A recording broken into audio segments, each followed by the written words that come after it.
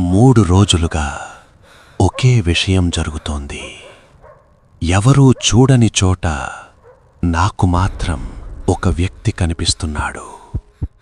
నీలం రంగు చీర కాదు, సాధారణ దుస్తులు, కాని అతని కళ్ళలో ఒక ప్రశాంతం.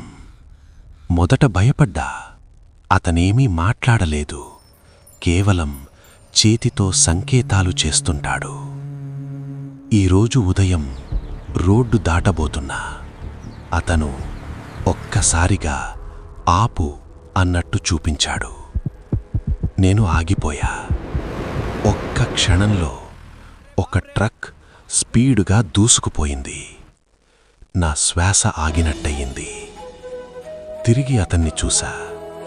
ఈసారి అతని చేతిలో ఒక చిన్న వేణువు కనిపించింది.